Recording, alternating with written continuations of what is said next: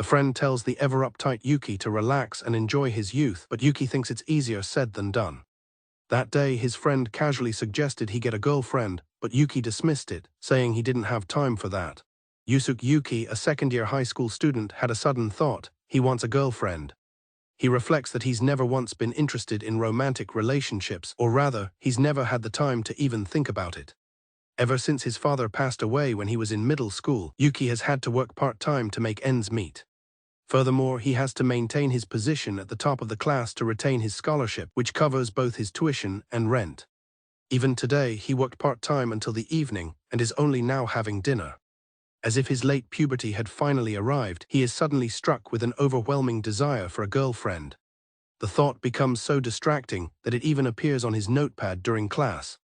Frustrated, he tries to force himself to focus on his studies. While walking in the rain, he tries to study, but his thoughts are a jumble of history facts and wanting a girlfriend.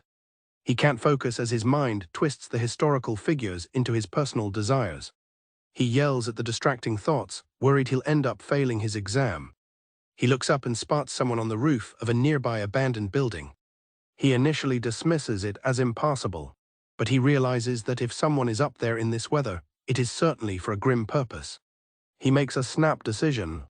He heads towards the dilapidated building's entrance. Yuki makes his way to the rooftop. Just as he'd feared, he finds the girl standing on the ledge. He recognizes her uniform and realizes she's a first grader just as she leans forward to jump. Acting on pure instinct, Yuki lunges forward, shouting as he grabs the girl. He pulls her back over the railing, and they both crash onto the rooftop. The girl struggles, demanding he let her go, but Yuki yells back, asking who would let go in this situation. They both lie on the ground, catching their breath. As she tries to rise, he grabs her arm again.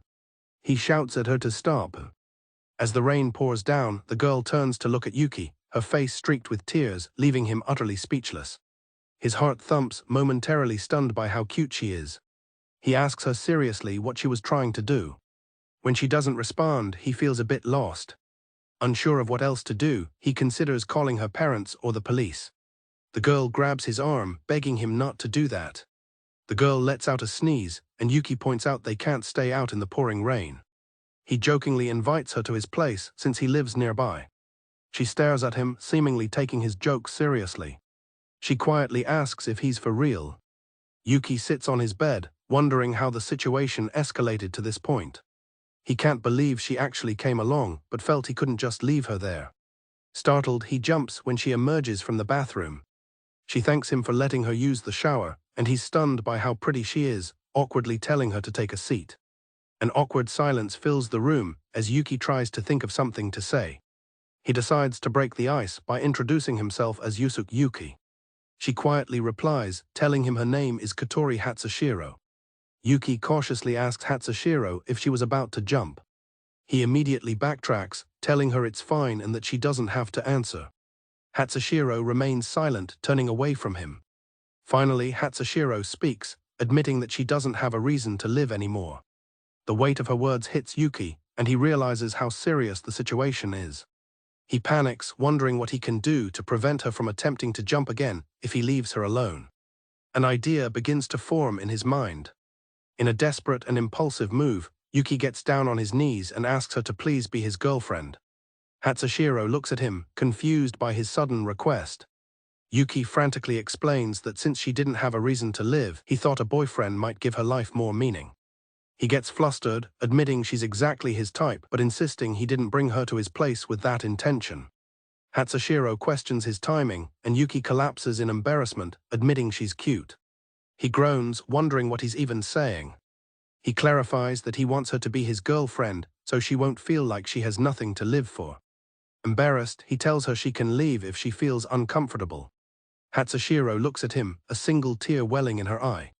With a tearful smile, Hatsushiro agrees to be his girlfriend. Yuki is left speechless. He stammers, hardly believing she really agreed. Hatsushiro tells him he's a nice guy and that his words made her happy. She explains that hearing him say she was cute and openly declare his love meant a lot to her. Yuki is relieved, saying he's also happy that he saved her. He tells her to feel free to count on him from now on. She immediately takes him up on the offer, asking if she can consult him about something. Hatsushiro asks if he would allow her to stay there for a while. Yuki is internally screaming about how fast things are moving. He tries to rationalize the situation, thinking that since she is his girlfriend, it should be okay. Hatsushiro is overjoyed, saying she has no problem with that. She bows deeply in gratitude, as Yuki tells her she doesn't have to get on her knees. He realizes that even if he refused, she has nowhere else to go. She formally asks him once again to please take care of her. With a bright, tearful smile, she looks up at him and refers to him as her boyfriend. She then bows her head slightly and humbly asks the same of him. Their strange new life, a relationship born from a desperate moment, begins today. Yuki's new girlfriend, Hatsushiro, happily thinks about how she has a boyfriend. Internally, Yuki is overcome with excitement, realizing he's finally got a girlfriend. But then a sobering thought hits him. What is he supposed to do now? He reflects that he's never been interested in this sort of thing before, and only happy thoughts come to mind. Yuki asks Utani for specifics on what couples usually do when they go out on a date. She asks if he ate something weird, but he insists he's being serious. The narrator introduces Shouko Utani, the current class president and manga club president. He quickly stops her when her whispered suggestion is not the kind of answer he was looking for. Putting the pieces together, Utani asks if he finally has a girlfriend, causing him to blush. As he shyly confirms her suspicion, she tells him his smirk is a drag. She dismisses the topic at first, but then offers some simple suggestions like holding hands. She also suggests asking her to prepare a home-cooked meal. Yuki's face lights up as he realizes that's exactly the kind of thing he wants to do. Yuki fantasizes about the possibilities of holding hands and sharing home-cooked meals. However, he is troubled by how to ask Hatsushiro to do these things with him. He wants to find a way to ask her naturally, without making it seem like he's forcing her. The worry becomes too much, and he screams in frustration, thinking it's pointless to worry about it. He is greeted by Hatsushiro's shy and gentle expression. He's caught completely off guard as she welcomes him home. She tells him she had a feeling he was almost home, so she waited to greet him. Deeply ashamed, Yuki apologizes for displaying his eccentric side. Hatsushiro looks down and asks why he doesn't just try holding her hand. She then offers her hand to him. Shocked, Yuki asks if it's really okay and she confirms. He awkwardly agrees, saying "excuse me." He gently brings his hands toward hers. As their hands get closer, a sense of tension fills the air. Hatsushiro trembles, clearly distressed by the attempt at physical contact. Yuki looks on in confusion and concern. She thanks him, looking surprised by his understanding. Yuki says that even though she is afraid of being touched, the fact that she tried to let him hold her hand makes him really happy. He tells her that it's meaningless if she isn't happy with it as well. Through tears, she apologizes, explaining that she's just so scared of people, despite knowing he is a kind person. With a kind smile, Yuki suggests they just move forward gradually, at their own pace. Hatsushiro tearfully agrees. He then adds that he wishes he could give her a hug someday. She smiles and replies that she'll practice with a pillow until that time comes. Seeing her finally crack a smile, he agrees that they'll do that someday. Hatsushiro says that even if she can't hold his hand, she can fulfill his dream of having a girlfriend's home-cooked meal. She tells him she can cook a little and will make him breakfast tomorrow, much to his delight. Yuki is overjoyed, thinking he'll finally get to taste a girlfriend's home-cooked meal, and can't wait for tomorrow.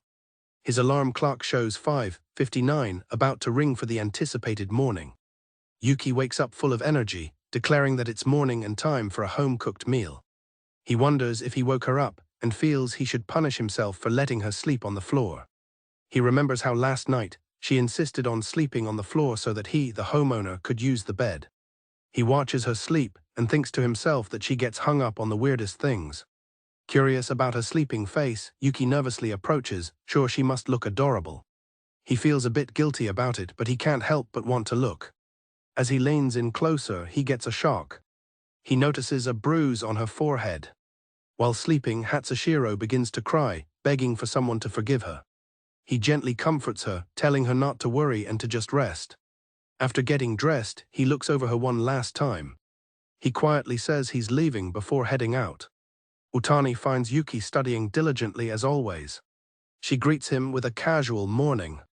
He explains that if he doesn't place in the top 5, he'll no longer be eligible for his scholarship. Utani then asks him how things went with his girlfriend. Yuki dejectedly tells Utani that he wasn't able to hold hands with her yet. As Utani calls him a bore, the classroom door slides open with a bang. Ryota Fuji, the class mood maker, arrives with his usual disruptive energy, shouting Utani's name. Fuji compliments Utani, who immediately tells him to go away. Yuki observes that Fuji seems to have endless energy for pursuing her. Yuki asks Fuji why he persists despite being rejected so many times. Fuji explains with a wink that it's simply because he likes her, and she's the only one for him. Yuki reflects on Fuji's words, realizing that's exactly how he feels. Hearing Fuji's reasoning, Yuki can't help but think of another girl. Fuji catches on to Yuki's expression and asks if he has someone he likes. He excitedly asks if Yuki has a girlfriend or a loved one. Utani confirms that Yuki has a lovely girlfriend, much to his flustered surprise. Fuji smiles genuinely and tells him that's really cool. Fuji says he always thought Yuki was so uptight. He explains that he's glad because he always wanted Yuki to enjoy his youth more.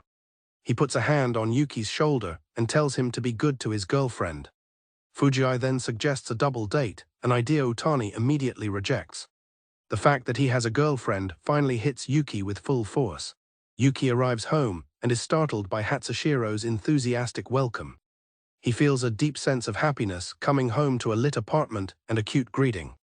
Hatsushiro bows her head and apologizes for breaking her promise to make breakfast. Yuki reassures her that he isn't mad and that she should only prepare food when she feels she has the time. As she presents the meal, Yuki feels that the moment he's been waiting for has finally arrived. He takes a bite and is completely enraptured by how tasty the food is. He gets so absorbed in eating that he apologizes, exclaiming again how delicious it is. His reaction makes Hatsushiro blush, thinking to herself how cute he is. Yuki asks if he can have seconds, and she readily agrees. As she takes the bowl from him, their hands make contact. The touch causes her to flinch with shock. He apologizes, but she leans in and gently dabs something off his cheek. He is surprised by her sudden action. Hatsushiro gently takes Yuki's hand in hers. She tells him that she's not afraid, and that what she said before could have been a lie. Their hands are now clasped together. She explains that right now, she's filled with so much joy that she wants to stay holding his hand just a little longer. As they hold hands, Hatsushiro remarks that it feels warm. Later in the classroom, Yuki gazes out the window daydreaming. He dreamily tells Utani that his girlfriend is too cute, and she dryly responds that she doesn't care. At school, Yuki proudly shows off the elaborate bento Hatsushiro made for him. He declares to his friend Utani that there's nothing finer in the world. He explains that he's incredibly grateful because she makes him breakfast every morning and a bento for lunch. He tells Utani he wants to do something for her as thanks, something a girl would like. Utani suggests buying her a present and offers him a magazine for ideas. Yuki's mind immediately goes to a classic shoujo manga scenario of giving a teddy bear as a gift. Utani reminds him that this is reality, not a manga, and a teddy bear might be out of place. He gets lost in a daydream, imagining how cute Hatsushiro's overjoyed reaction would be. Utani looks on, exasperated by his obnoxious behavior. Later at home, Yuki tells Hatsushiro he wants to get her something she wants. He explains it's a thank you for all the food she makes and suggests she pick something out on his smartphone, then remembers she doesn't have one. Hatsushiro politely declines the offer, pointing out that he is already paying for food for two. Yuki insists it's fine, telling her he has a decent amount of money saved up. She gently refuses, saying it's too much for someone like her. He's a bit disappointed, having thought she would be happier about the offer. Sensing his feelings, Hatsushiro gently takes his hands. She tells him that her happiness comes from simply hearing him say her cooking is delicious. She reassures him that it's all right. As they hold hands, she notes to herself that ever since that day, Hatsushiro has been able to hold his hand. Breaking the tender moment, she cheerfully announces that she'll get dinner ready. She reveals that tonight's menu is omurice, much to Yuki's delight. As they eat, Yuki praises the meal, saying he could eat it forever. Internally, however, he's still bothered by her strong refusal of a gift, thinking it's a shame for her to feel she doesn't deserve it. He thinks about how she is cute, kind, and a wonderful cook. He reaffirms his desire to do something to make her happy. While out, Yuki considers buying a smartphone for Hatsushiro but realizes it's not possible without a parent's permission. He walks on, pondering what kind of life she must have lived to be without a phone, and worries that neither her parents nor school have tried to make contact. Instead of a phone, Yuki arrives home with a game console. He explains it as a nostalgic purchase for himself that could also be good for study breaks. With that, he presents the second controller to a bewildered Hatsushiro. Yuki explains that two people can play. He smoothly invites her to join him. Hatsushiro agrees. He internally notes how cute she looks, suspecting it's her first time holding a controller. With everything set up, he announces the start of their game, Legend of the Holy Spear 3. After they finish playing for the day, Yuki turns off the console. Hatsushiro is distraught, apologizing for holding him back, but Yuki reassures her that it's normal for a newbie. He asks for her thoughts on the game. She admits that although she caused him trouble, she had a lot of fun. Hearing this, Yuki internally celebrates his present was a success. Yuki suggests she can use another save slot to practice when he's not home. Hatsushiro feels bad about continuing to cause him trouble. Regardless, he's glad that Hatsushiro was having fun, thinking it will help with her boredom when she's alone. As he heads off for a bath, he reflects on when he himself started enjoying games again. The next day at school, Yuki tells Utani about playing a game with his girlfriend. She astutely figures out that he bought it specifically for Hatsushiro but framed it as something he wanted so she wouldn't feel burdened. Yuki worries if he was being a bother. Utani dismisses his concern, saying that worrying about others is just part of his nature. Utani remarks that Hatsushiro seems to have a lot going on. Yuki agrees, noting how strange it is for a teenager these days to have never played a game or owned a smartphone. Utani presses further, asking how long she's been at his place without any word from her parents or school and wondering about her past. Yuki internally reflects that the situation is far more serious than just strange, remembering the bruises and the fact that she had been about to jump. Utani offers to ask someone she knows from Hatsushiro's school for information. Yuki thinks for a moment but declines, explaining that Hatsushiro doesn't talk about herself. He loves the version of her that waits for him and makes dinner every night. He decides it's best to just leave it be until she sorts out her feelings and decides to tell him on her own. Utani sighs and agrees, acknowledging his tendency to not intervene with strangers. However, Utani adds that some people, especially girls, unknowingly wait for someone to intervene. She explains that there are plenty of people who desperately want to talk but just can't find the words to do so. On his way home, Yuki reflects on the idea that she might want to talk but can't. He admits he's curious about Hatsushiro's past but sees she seems to have gotten used to her new lifestyle. He thinks about how she smiles so much more brightly now than the stiff one she gave when they first met. He thinks about her angelic welcome home smile. Deciding to leave things as they are for now, he arrives home and calls out his return. He expects her usual bright welcome home greeting. But the apartment is silent. Puzzled, he calls out her name but there is still no answer. Walking further inside, Yuki is met with a horrifying sight. Hatsushiro is lying motionless on the kitchen floor. In a state of shock, he calls out her name as his field of view begins to distort with panic. To Yuki's immense relief and confusion, it turns out Hatsushiro hadn't collapsed from anything serious. She had simply fallen fast asleep, right in the middle of preparing food. Yuki realizes she must have dozed off while cutting a tomato. He recalls his initial panic, but is relieved it was nothing serious. He remembers Utani's advice about people who want to talk but can't find the words. For now, he's just glad she is okay. Hatsushiro sleeps for a full 12 hours. Yuki watches over her, concluding that she must have been deeply exhausted. He figures she must have stayed up too late playing games, going completely overboard. Hatsushiro finally wakes up, slowly recalling the embarrassing events of the previous day. The memory of falling asleep mid-cooking makes her flush with shame. As Yuki finishes washing up, Hatsushiro appears and greets him.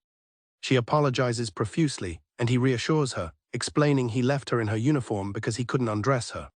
She admits she fell asleep while making dinner. Yuki tells her he figured it was due to her being sleep-deprived from playing too many games. Hatsushiro agrees, feeling guilty that she has been having fun playing games while he studies and works. Trembling, she apologizes again and vows to stop playing games altogether. Yuki is taken aback by her sudden declaration. Instead of agreeing, Yuki kneels down and exclaims that he's actually glad she's been having so much fun. Hatsushiro is stunned by his reaction. He reasons that she wouldn't have played so much if she wasn't enjoying it. Hesitantly, she admits that she did have a lot of fun. Yuki tells her he's happy he bought the game, but gently warns her not to overdo it. She quietly asks if he's mad. His kindness brings tears to her eyes. With a warm smile, he assures her he isn't, he's simply glad she's enjoying herself. Overwhelmed by his gentle acceptance, Hatsushiro suddenly bursts into tears. A startled Yuki watches as she begins to wail. She lets out all her pent-up emotions, crying like a small child. Yuki gently pats her head until she finally stops crying. Though he's still unsure of the right thing to do, he resolves to get closer to her and suggests they play a game together once she's feeling better. The next day at school, Yuki happily recounts playing games with Hatsushiro to Utani. He gushes about all the new, cute expressions she's been making lately. Utani asks if he's considered her other needs. She specifically asks if Hatsushiro is using the same shampoo and conditioner as him. Utani sighs at his lack of awareness, while Yuki insists Hatsushiro would tell him if she needed something. Utani guarantees she's holding back. Yuki thinks Hatsushiro seems perfectly content. Utani uses a blunt analogy to explain how strange his lack of insight is. Utani explains that a high school girl with only a uniform and jersey would have to be a saint to be satisfied. She shows him a popular and affordable skincare product. She points out that this is the kind of everyday thing girls their age talk about, highlighting his blind spots. Yuki mulls over the idea of Hatsushiro having a friend her own age. He admits he has been too preoccupied to notice these things. Seeing this, Utani suggests he introduce her to Hatsushiro as a girl-friend. As she leaves for the day, she leaves him to ponder her idea. Yuki stops Utani and earnestly asks for her help. She playfully demands half a year's worth of lunches as payment. After some panicked haggling, they settle on 2 months. Utani cheerfully agrees to his offer. Back at home, Yuki tells Hatsushiro that he has invited a friend over tomorrow. She asks what this friend, Utani, is like. He reassures her that Utani is reliable and easy to talk to, adding that he has already been consulting with her. He describes her as his one and only girl friend. Hatsushiro's reaction isn't what he expected. When Yuki asks what's wrong, Hatsushiro just says nothing. He's confused by her sulking. Then it dawns on him she's jealous. As if on cue, she pouts and mutters that he's stupid, immediately getting embarrassed that she said it aloud. Yuki can't help but start laughing. Hatsushiro asks why he is laughing. He apologizes and admits he's just happy that she got jealous over him. In response, she playfully pokes him in the side. He yelps, exclaiming that he's ticklish. Hatsushiro gleefully declares it's payback and continues to tickle him. As she playfully pins him down, Yuki is overwhelmed with happiness, thinking about how unbelievably cute his girlfriend is. When Utani arrives at Yuki's apartment, she drops her bag in shock.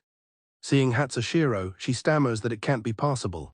Yuki is left wondering about her intense reaction, recalling that Utani knew someone from Hatsushiro's school. Utani seems to be connecting the dots, thinking that this must be Yuki's girlfriend. However, Utani's reaction was not one of concern, but of awe. She exclaims that Hatsushiro is a national treasure-class beauty. Utani formally introduces herself as Shouko Utani, and a shy Hatsushiro replies that it's a pleasure to meet her. Utani extends a hand, asking if they can be friends. After a moment of hesitation, Hatsushiro accepts. The two girls shake hands, agreeing to be friends. Watching them, Yuki is pleased that the first impressions went well. However, he feels a slight pang of jealousy at how easily Utani held her hand, remembering how long it took for him. When Hatsushiro asks what's on his mind, Yuki brushes it off. He admits he was just impressed by how quickly women can become friends. Amused, she asks if he's perhaps a bit jealous of them, to which he flusteredly denies. Utani observes their sweet exchange, wryly wondering how long she has to watch. Hatsushiro serves them tea, prompting Utani to praise what a thoughtful and well-mannered girlfriend she is. Yuki proudly agrees, gushing that she's the best, sweet, thoughtful, and a good cook. Utani tells him to look at the person he's praising, as Hatsushiro gets embarrassed. His compliments make Hatsushiro blush and hide her face, calling him an idiot under her breath. Utani pulls out some snacks she brought as a gift. As Yuki reaches for them, she playfully hits his hand, teasing that this is why he never loses weight. Hatsushiro examines a bag of potato chips with a curious expression, and Utani asks if she's ever had them before. Hatsushiro mentions she remembers eating them when she was young. Utani encourages her to have some. Both Yuki and Utani are charmed by her adorable and fresh reaction to a single chip. Yuki returns after dealing with a persistent newspaper salesman at the door. He's shocked to see how well Utani and Hatsushiro are getting along already. Utani teases him about being gone for a while. She notes that they were having fun without him. Utani pats Hatsushiro's head, remarking on her cuteness. This makes Yuki exclaim in jealousy about how quickly she became so close to her. He's glad to see that Hatsushiro seems to have gotten over her fear of physical contact.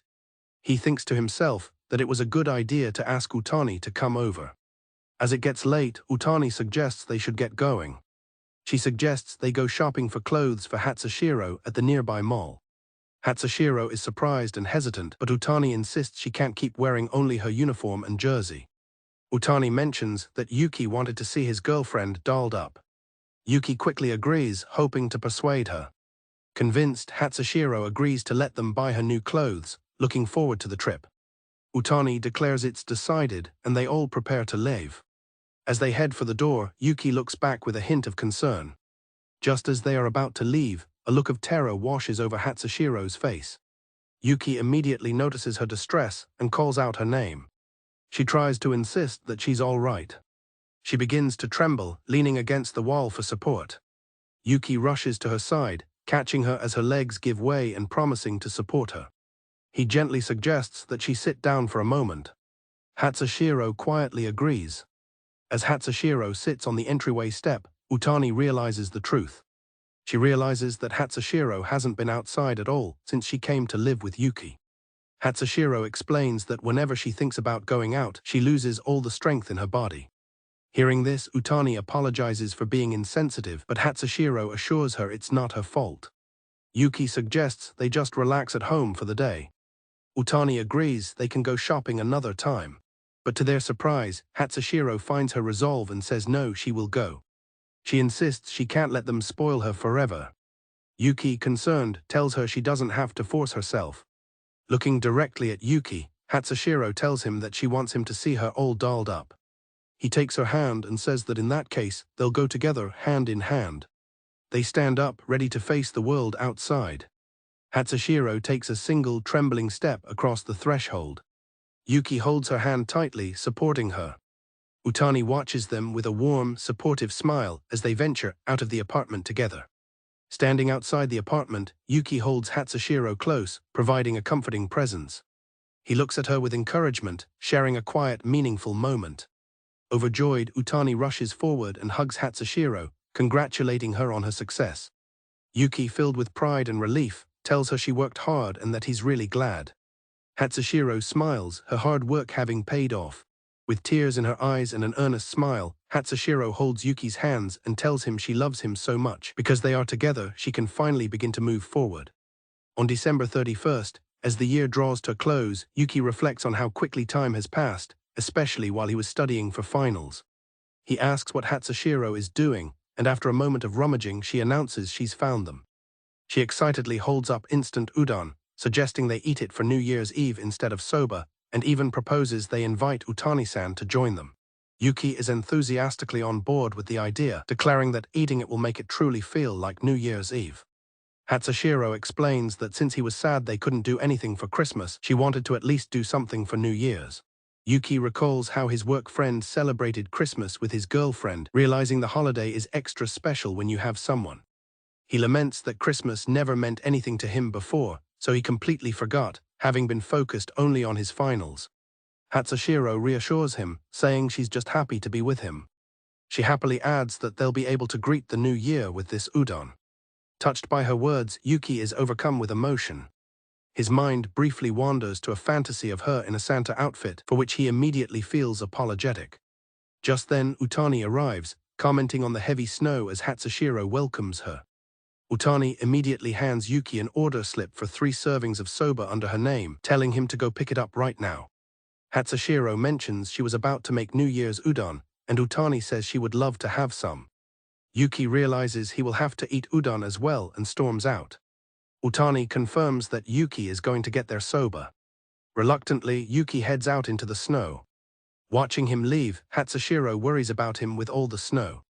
As she decides to go with him after all, Utani stops her. Utani explains that her going would make his trip pointless, and besides, they have their own things to do. Yuki returns, shivering and complaining about the cold, only to be stunned into silence as Hatsushiro and Utani, both beautifully dressed in traditional kimonos, welcome him home. Hatsushiro asks how she looks, and Yuki is completely captivated, thinking she's so cute he must be dreaming. Hatsushiro playfully teases him, saying that while a Santa costume is nice, she knew he would prefer this. As the New Year's bell sounds, Yuki is still dazed. Utani chimes in, telling him it's time to purge his earthly desires as well. As the new year officially begins, Hatsushiro wishes Yuki a happy new year. He returns the sentiment and promises that next year, they will go out somewhere for both Christmas and New Year's. Hatsushiro asks what's the matter when he suddenly grows quiet. He shyly admits that if they go out, everyone will see how cute she is, and he's not sure he wants that. Touched and flustered, Hatsushiro takes his hand and promises that she won't let anyone but him see her like this. They hold hands, sharing a tender, blush-filled moment. Meanwhile, Utani happily enjoys her soba, commenting on how good it is and wishing them a happy new year. Yuki, now also in a kimono, asks Utani how she knew how to put them on. She explains she took a class and reveals that both his and Hatsushiro's kimonos are hers. Yuki is shocked by this revelation, while Utani proudly declares she did a good job. She jokingly demands recompense for a job that will cost him 1 month's worth of lunch. She privately celebrates that buying and learning to put on kimonos was worth it to witness this modern-day doujinshi scene. Yuki, Hatsushiro and Utani arrive at a bustling shopping mall, and Yuki notes the weekday crowd, hoping Hatsushiro is okay. Utani asks Hatsushiro what type of clothes she likes, but Hatsushiro is hesitant to answer. Yuki sympathizes, admitting that he also feels out of place in the crowded store. Even though he knows nothing about fashion, Yuki is eager to see what Hatsushiro will look like in casual clothes. Hatsushiro points to a dress on a mannequin and decides to take it. Utani suddenly stops Yuki, exclaiming that she's going to buy a complete set. Both agree that the dress Hatsushiro picked would surely look good on her. Hatsushiro worries the dress isn't that different from her school uniform. Utani suggests picking out something truly different, a sentiment with which Yuki agrees. Utani then puts Yuki in charge of choosing the clothes, much to his shock. She coaxes him by saying Hatsushiro would be happy with his choice. Steeling himself, Yuki accepts the challenge. Yuki seriously considers various options for Hatsushiro. He becomes internally conflicted, unable to choose because everything seems like it would look great on her, and Utani notes they are getting nowhere. Utani asks if she can choose the outfit instead. She promises to find a cute dress for the equally cute Hatsushiro, who shyly agrees. Utani then pushes a protesting Yuki away, telling him to hang around somewhere else. She tells him to come back only when they are finished, and he reluctantly agrees. Yuki waits on a bench, musing that girls' shopping takes a long time as he finishes his studying. Utani finally returns, proudly announcing she has found a masterpiece. Brushing past her accomplishment, Yuki eagerly asks where Hatsushiro is. Utani presents Hatsushiro, who is feeling very embarrassed. Utani points out that both of them came to shop for clothes to impress Yuki, who is itching to see the result. Yuki tries to play it cool, but Utani calls him out on how eagerly he's leaning forward. Hatsushiro hesitantly agrees to show him. She shyly reveals her new outfit and asks Yuki for his opinion. Hatsushiro is revealed in her new outfit, looking stunning in a beret, cardigan and pants, though she's visibly nervous about his reaction. Yuki is quiet for a moment, making Hatsushiro wonder what he thinks. Worried by his silence, she asks if it looks bad. He erupts, shouting that it's not bad at all, it's super-duper cute. His loud declaration draws the attention of other shoppers, causing him to blush. Hatsushiro is relieved and pleased by his enthusiastic compliment. Utani explains that she chose crisp white pants to contrast with Hatsushiro's usual skirt. She continues, noting how she aimed for an elegant look, while Yuki is lost in his own world, thinking only of how cute Hatsushiro is. He continues to praise her, calling her the cutest thing ever, completely ignoring Utani's commentary. Utani interjects, saying they should stop before their girlfriend passes out from embarrassment. Hatsushiro is beet red from all the praise. Yuki apologizes for getting so carried away by her cuteness. Hatsushiro reassures him it's okay and thanks him, glad that he likes it. Yuki is overcome with the desire to hug her. Utani grabs him, announcing that she can't let him walk beside the beautiful Hatsushiro in his ugly uniform. She declares that he is next. Utani begins picking out clothes for Yuki. She quickly gathers a few items for him to try. Yuki complains that she seems to be choosing his clothes much more randomly than she did for Hatsushiro. He questions the materials she's chosen, prompting an exasperated reaction from her. Utani jokes that while he is tall and strong from sports and work, his face is another matter. She muses that he could be popular if he were more pleasing overall, which Yuki interprets as a total denial of his face. She concedes that there are probably people who like his look. Calling him passionate, she shoves him toward the fitting room to try on the outfit. From the fitting room, Yuki complains that the jeans are tight. He tells himself that fashion is patience, and if it makes Hatsushiro happy, it's worth it. Utani's expression turns serious as she thinks about Hatsushiro, deciding she will find out what she can about her situation. Yuki explains that after talking with Hatsushiro, he understands she's carrying a considerable weight. Utani asks how he ended up living with her, wondering if he found her soaked by the rain in sorrow. Yuki confirms that's pretty much it. He internally recalls that she was also trying to jump off a building, but he hasn't told Utani. Yuki tells Utani he understands her desire to respect Hatsushiro's privacy and will do the same. Utani clarifies that she is simply curious and will investigate on her own, offering to keep what she finds to herself. Utani explains that she simply took a liking to Hatsushiro and felt like meddling. Yuki calls her a really good woman, to which she proudly agrees, joking she's one of the best in the world. She then asks if he's done changing. He emerges from the fitting room and asks for her opinion. Yuki reveals his new look, a stylish combination of a sweater, jeans, and sneakers. When Utani doesn't say anything, Yuki grows worried. She finally smiles, admitting he looks much better than she expected. Yuki breathes a sigh of relief. Utani announces she's going home, as it's time for her course. Yuki questions her excuse, recalling a time she stayed out late at a restaurant drawing manga. She changes the subject, telling him that more importantly, he should show Hatsushiro how he looks. She winks, suggesting they can wander around together before going home. With a wave, she bids him farewell. He realizes she was being considerate, giving him and Hatsushiro time together. Yuki calls out his thanks to the departing Utani. Deciding to take her up on her words, he decides to wander around with Hatsushiro. As he exits the store, a realization suddenly hits him. This is their very first date. Yuki is filled with excitement at the thought of spending his first date with Hatsushiro and wanting to hold her hand. He cherishes the warm feeling of being with her, thinking it feels just like a real date. After finding a table at a cafe, he waits for her to settle in. Yuki joins Hatsushiro at the table, apologizing for the wait. Hatsushiro's momentary silence makes him anxious. Feeling a bit self-conscious in his new clothes, he asks if the outfit looks strange on him. She quickly stammers that she didn't mean it in a bad way. Blushing, Hatsushiro admits that he looked so cool she couldn't help but stare. Her compliment leaves Yuki completely flustered. He takes his seat across from her, both of them feeling shy. Hatsushiro remembers that Utani had a curfew and had already gone home, so Yuki makes a mental note to thank her later. Feeling the need to escape the slightly awkward atmosphere, Yuki excuses himself to go to the restroom for a moment. Once alone, Yuki mentally kicks himself for being so lame. He laments missing the perfect chance to ask Hatsuharu to hold hands. He tries to calm down, telling himself it's not time to panic and that he can still turn things around. While Yuki is gone, two men approach Hatsushiro's table, trying to hit on her. They offer to treat her to lunch at a trendy cafe nearby. Hatsushiro silently ignores them. Growing impatient, they become more insistent and ask why she's giving them the cold shoulder. Yuki returns and firmly grabs the wrist of the man bothering Hatsushiro, apologizing to her for the wait. The man is shocked and cries out as Yuki intervenes. His friend yells at Yuki, angrily demanding to know what he is doing. Meanwhile, another person calls out Yuki's name in surprise.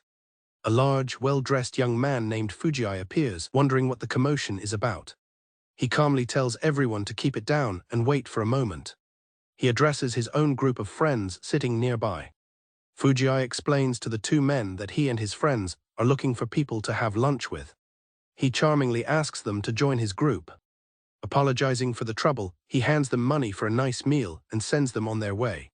His actions leave a bewildered Yuki holding the cash. Fuji checks on Hatsushiro, who assures him that she's fine. She explains that she was very nervous. She bows and thanks him profusely for his help.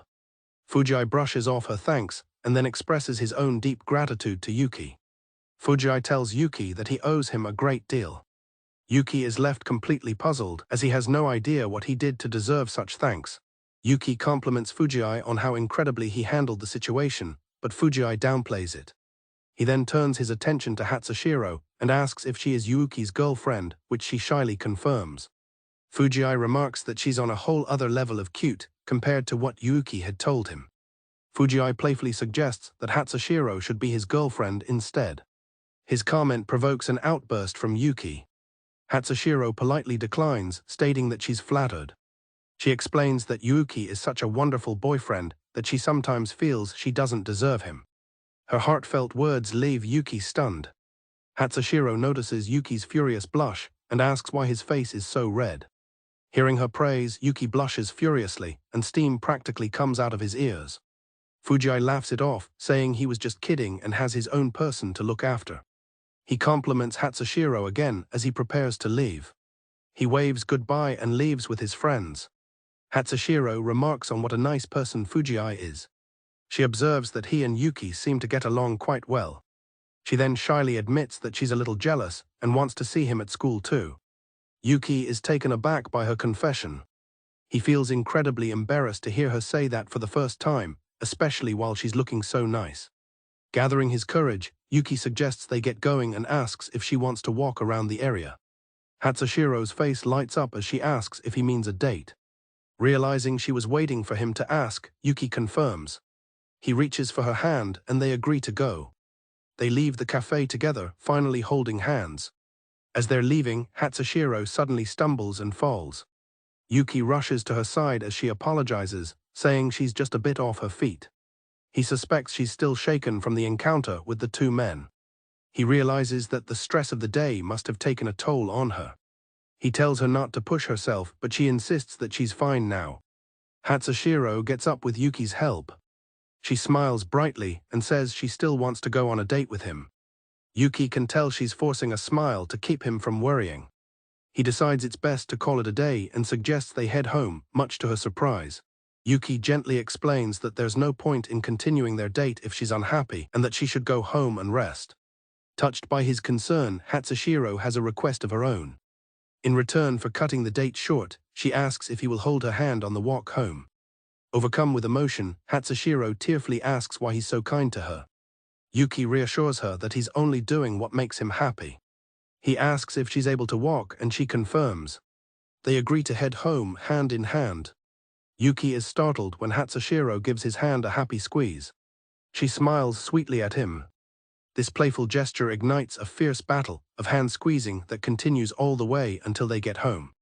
During lunch break at school, Utani asks Yuki why he and Hatsushiro have stopped wearing the new clothes she helped pick out. She laments the effort she put into choosing them, as Yuki begins to explain their reasoning. He clarifies that when they wear the outfits, they both feel a bit restless. Because of this, they've decided to save them for special occasions. Utani hadn't intended for her suggestion to become such a big deal for them. Flustered, she mutters that it seems they've thought too much about it. Meanwhile, other students gossip about Yuki and Hatsushiro in the background. Suddenly, Yuki's friend Fuji bursts into the classroom with open arms, dramatically declaring his love for Shouko on such a nice day. Before Yuki can even react, Utani swiftly smacks Fuji across the face. A classmate worries about Fuji, but Utani calmly calls it justifiable defense. With a bloody nose, Fuji insists he's feeling great, which prompts Yuki to wonder if he's a pervert. Yuki explains their strange dynamic to another student. Fuji then remembers he has a message for Yuki. He relays that the principal wants to see him after school. As he walks through the hall, Yuki wonders why the principal would call him directly to his office. He reflects that as a scholarship student, he often interacts with faculty, but they always just offer encouragement. He's never been scolded or told off before, making the summons feel unusual as he approaches the door. The principal greets Yuki warmly. He apologizes for calling him in during school hours. Yuki assures him it's fine and asks why he was summoned.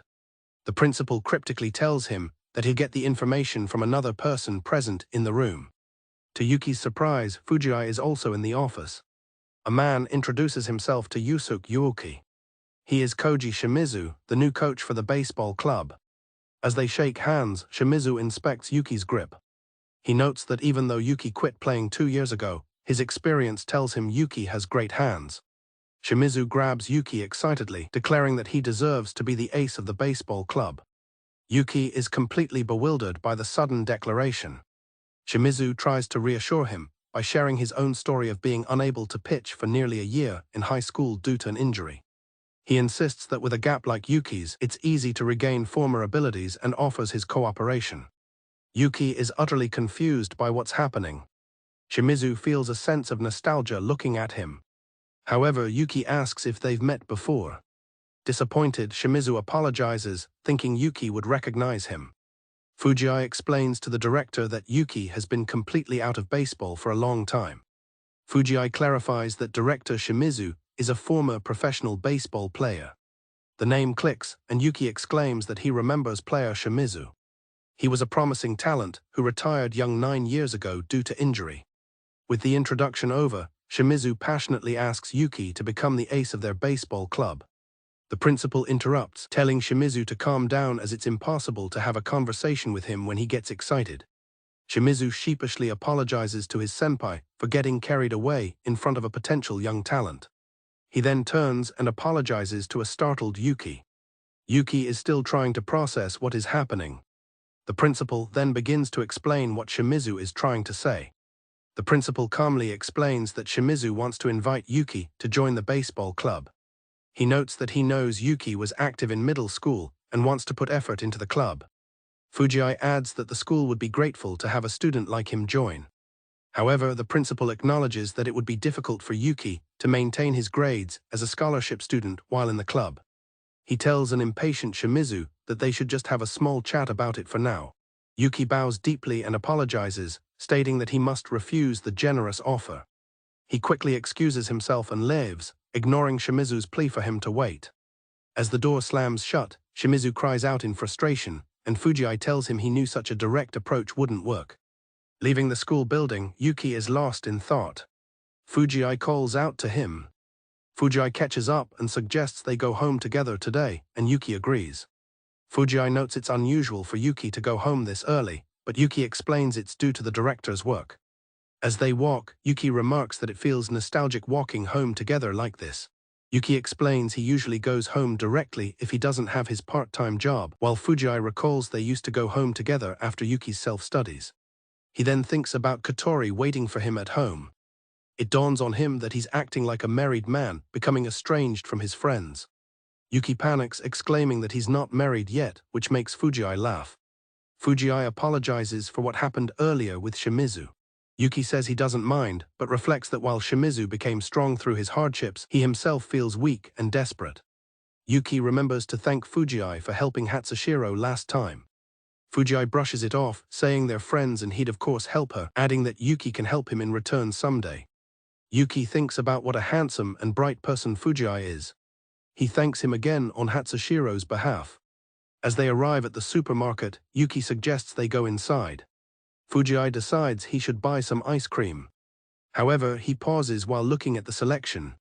He then teases Yuki, pointing out how furious he got when they were talking about Hatsushiro. Fuji adds that she seemed to get along with Yuki quite well. Fuji remarks that they seemed like a good match, which flusters Yuki. To change the subject, Yuki offers to buy the ice cream and tells Fuji to pick a flavor. As Yuki heads off to get it, Fuji watches him go. Fuji suddenly calls his name. He points towards one of the aisles, asking if he sees who is there. Yuki follows Fuji's gaze. He is shocked to see Hatsushiro in the supermarket. He realizes she is visiting the store alone. While shopping, Hatsushiro spots Yuki and his friend Fuji. Yuki approaches her, whispering with concern about her being out by herself. Hatsushiro smiles, reassuring him that she's fine for a short while and explaining that she wanted to try shopping for ingredients alone. Hatsushiro explains that if she buys the ingredients, he won't know what's for dinner, making it a fun surprise. Overcome with her cuteness, Yuki tells her he's looking forward to it. He then fondly recalls the first time she asked him to eat her cooking. He was surprised by his own happiness and still remembers the feeling. She tells him that's why she'd love for him to look forward to it. Yuki is so flustered and happy that he doesn't know how to react. Seeing this, Hatsushiro reaches out and gently pats his head. Hatsushiro giggles and apologizes, saying he just looked so cute. A flustered Yuki is at a loss for words. Their moment is interrupted when Fuji reminds them he's still there and asks to join the conversation. Yuki, realizing he'd forgotten his friend, quickly suggests they continue shopping. Fuji offers to hold the basket for Hatsushiro. As they continue down the aisle, Yuki and Hatsushiro discuss groceries, with him noticing they're low on soy sauce. All the while, Fuji stares at them intently. Yuki asks if something is wrong. Fuji comments that they look more like a married couple than a typical boyfriend and girlfriend.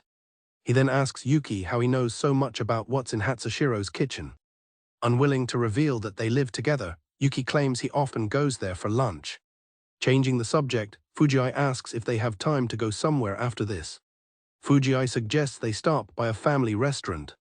He notes that Hatsushiro seems to want to talk more. Hatsushiro agrees, adding that she'd like to thank him for his help the other day. Later at the restaurant, the three of them look over the menu. When Yuki asks what she's decided on, Hatsushiro points to a picture of hotcakes. Yuki questions her choice, pointing out that it's from the children's menu and won't be very filling. However, Hatsushiro firmly states that it is fine. Fuji calls over a waitress to place their order. After they order, he remarks on Yuki's usual amazing popularity, teasingly pointing out that he made the waitress blush. Yuki tells Fuji he's exaggerating, but Fuji retorts that Yuki's modesty is getting annoying. Hatsushiro then formally thanks Fuji, saying that thanks to him, a difficult situation was diffused instantly. Fuji smiles, explaining that it's only natural for him to come to the rescue of his best friend's girlfriend. Fuji mentions he's been wondering about something, and Yuki says there isn't much to ask. Hatsushiro timidly interjects, saying she has something she'd like to ask. She shyly admits that she wants to know more about Yuki. Seeing her earnestness, Fuji teases a blushing Yuki, commenting on how much Hatsushiro loves him. Fuji agrees to tell her about Yuki. He begins his story, recalling that he first met Yuki during a middle school spring tournament, where he was the ace pitcher as a first year. He admits that because everything came so easily to him, he found life boring and felt indifferent to his accomplishments. That is, until Yuki appeared before him. Fuji recounts that the first game of the regional tournament was the first time he ever saw Yuki pitch. He noted that Yuki wasn't on the team the previous year. Yuki explains that since he was always playing baseball, he couldn't study, so he joined as a helper to add something to his record. Fuji chuckles and says that then the game started. Fuji recalls that his team faced a complete defeat. He couldn't even hit the ball once. He had a bad hunch the instant Yuki stood on the mound.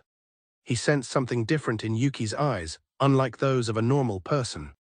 He notes that Yuki's batting was also on another level, and they couldn't keep up. In the end, it made no difference. Yuki was like a true athlete. After the game, while eating lunch with friends, Fuji stopped by a park and saw Yuki. He was practicing with his dad, who was loudly calling out his mistakes. Despite his already perfect pitching, Yuki was desperately throwing the ball. This made Fuji realize that Yuki had just been practicing during their game. A stray ball rolled over to Fuji. He picked it up and handed it to Yuki, telling him he was amazing. To his surprise, Yuki asked who he was. Fuji laughingly recounts the memory to Hatsushiro. Embarrassed, Yuki tells him to stop, but Fuji adds that Yuki did remember him later and even gave him some advice. As the waitress serves their food, Hatsushiro asks if that baseball match meant Yuki was Fuji's benefactor. Fuji surprisingly says no. He explains that while he was inspired enough to try practicing with a bat the next day, he quit after only 3 days. Confused, Hatsushiro asks how Yuki is his benefactor. The encounter made him realize he wasn't a big deal.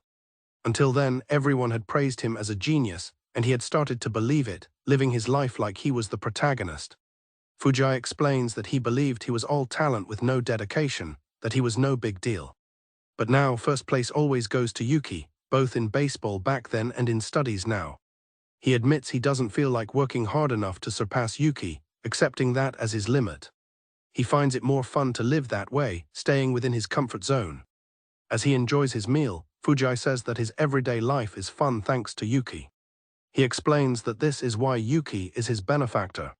Yuki then asks why he still gives his all to baseball. Fuji pauses before taking another bite, dismissing the question as unimportant. Later that night, Yuki struggles to study at his desk. The demanding voice of his father echoes in his mind, yelling at him to concentrate. Hatsushiro watches from the kitchen, noticing his distress as he clutches his head in frustration. Finally finished, Yuki stretches out. Hatsushiro approaches, congratulating him on a good job and offering him some tea.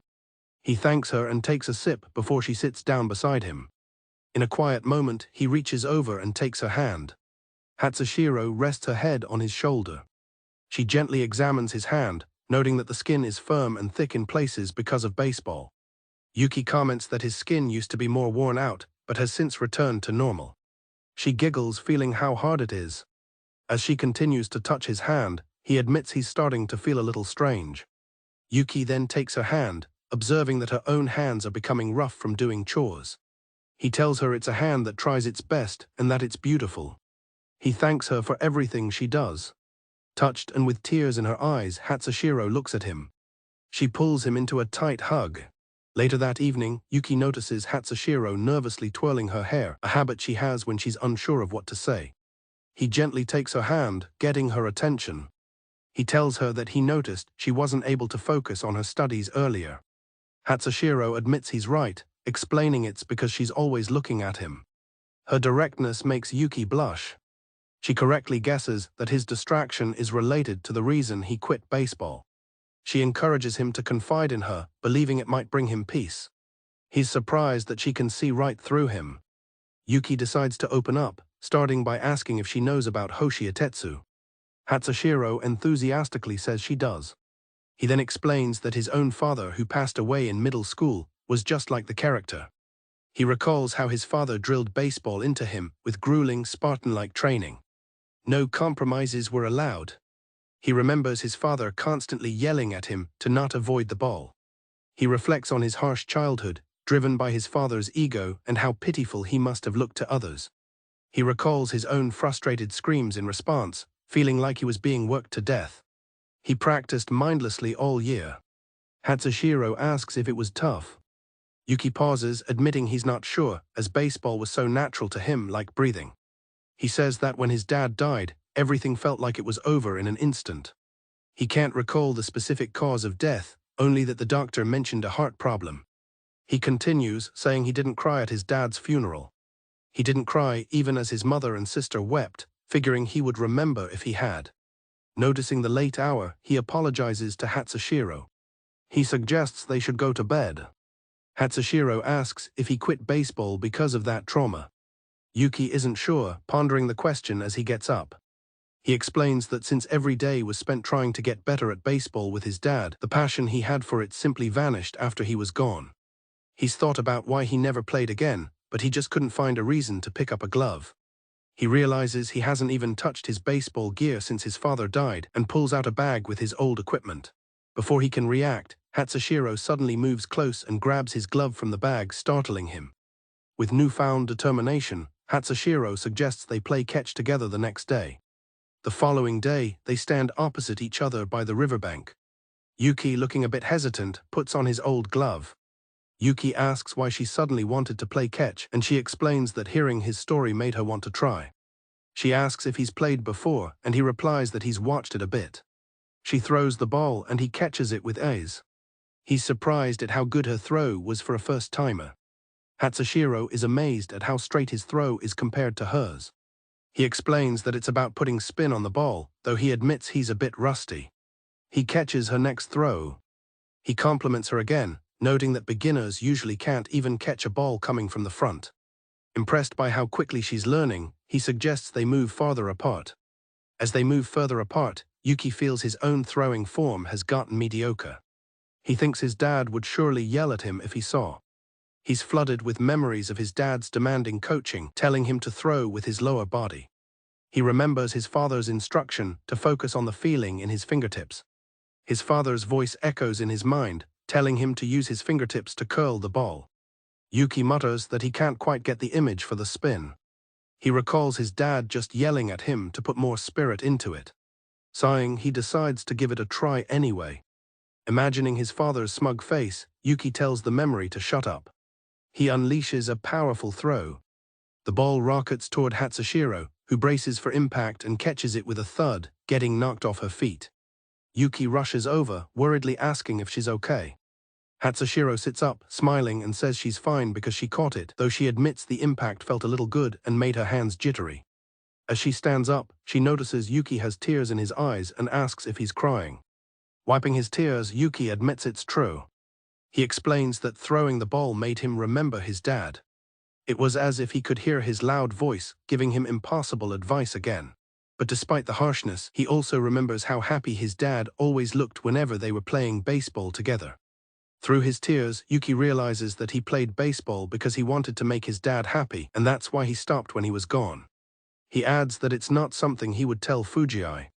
To his surprise, Hatsushiro quietly says, "Me too." Shaking off the emotional moment, Hatsushiro suggests they continue playing, and Yuki agrees. She excitedly tells him to make her hands jittery again, though he nervously says he won't throw that hard again. As they resume their game, he asks her why she's been studying so hard since quitting baseball. She looks at him seriously and declares that she wants to become a doctor. She explains that they used to live in a rural area, and when her dad collapsed, the ambulance couldn't find them in time. He died on the way to the hospital.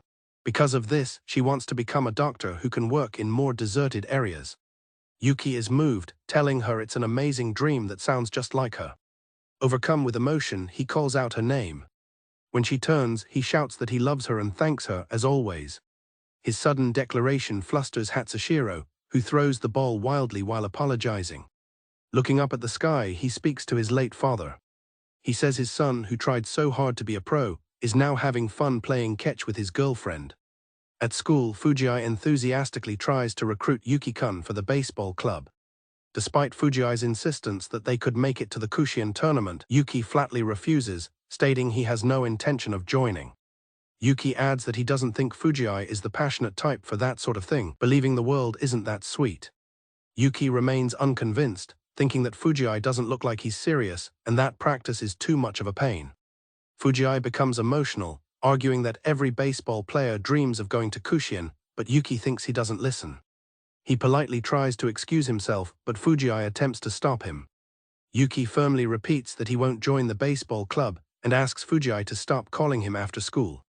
He explains he's already busy with work and studying, but Fuji suggests meeting during lunch instead. Frustrated by his friend's persistence, Yuki declares he can't, especially not now. He walks away, determined to stay focused on the big event this summer.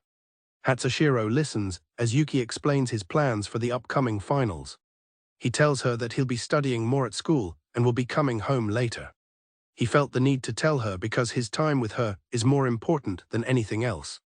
Hatsushiro smiles warmly, telling him not to worry and to do his best to achieve his dream. In return for her understanding, Hatsushiro asks him to indulge her for a moment, leaning against his shoulder. Yuki is happy to oblige. She reassures him that a delicious meal will always be waiting for him, no matter when he comes back. He quietly thanks her. Yuki reflects that his time with Hatsushiro has become incredibly soothing. What started as a brief moment before bed has turned into a constant comfort whenever he's home.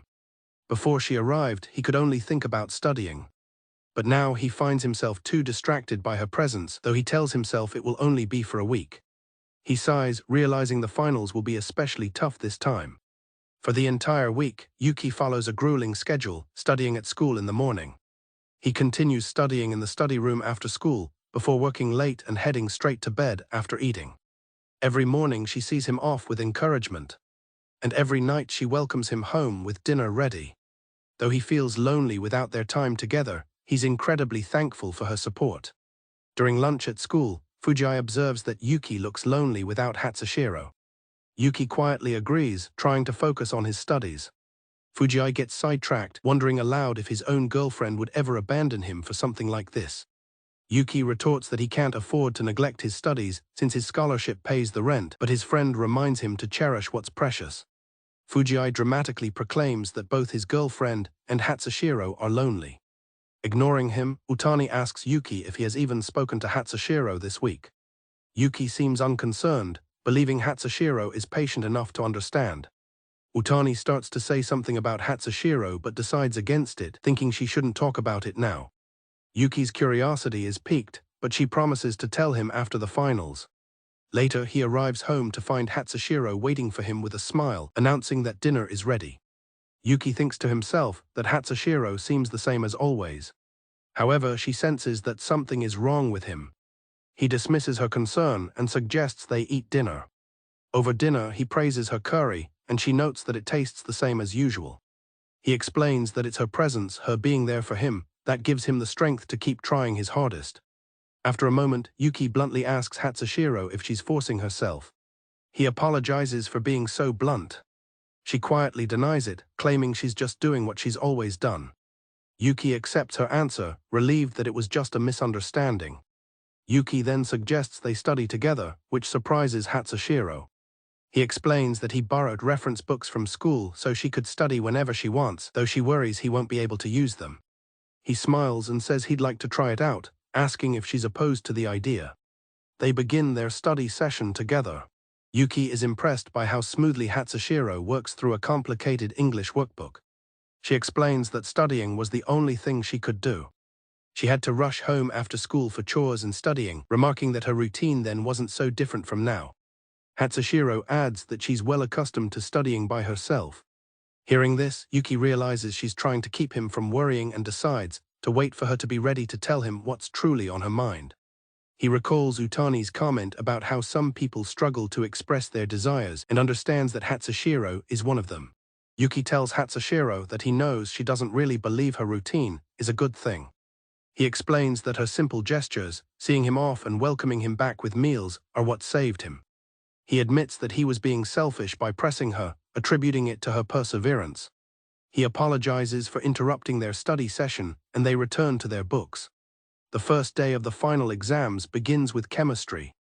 While other students complain about being tired, Yuki sits quietly. Utani observes to herself that Yuki wasn't able to get Hatsushiro to open up about her true feelings.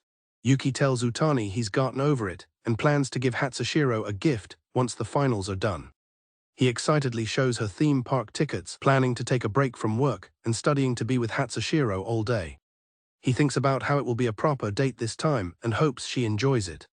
Utani senses something is off and asks if he's worried about the exam, but he brushes it off as heartburn from all the sweetness. The teacher enters the classroom. He instructs the class to turn off their phones and put them away. As he receives his test sheet, Yuki feels the time has finally come. He feels a surge of determination, ready to crush the test and defend his position as the top student. On the third and final day of exams, the test concludes. The teacher dismisses the class. Yuki feels a sense of relief. When Utani asks how he did, he boasts that it was his fastest performance ever. She teases him, wondering if it's the power of having a girlfriend. He triumphantly raises the theme park tickets, excited that he can finally give them to Hatsushiro. As Yuki celebrates, Utani brings up their previous conversation about Hatsushiro. She reminds him that she was going to investigate her school. Yuki recalls their discussion. Utani admits she wasn't going to tell him at first, but now feels she must. She prepares to reveal what she discovered about Hatsushiro's school. Utani delivers the shocking news. She couldn't find any student named Hatsushiro enrolled at the school.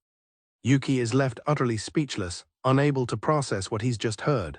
Yuki is stunned to learn from Utani that there's no record of a student named Hatsushiro at the school she claimed to attend. Utani admits that she doesn't understand it either, but promises to conduct a more thorough investigation. He struggles to reconcile this with the fact that she was undoubtedly wearing the uniform and had the bag and jersey from that very school. Utani reminds him that in the end, it was all based on his assumption. Utani gently suggests that it's time for Yuki to directly ask Hatsushiro who she really is.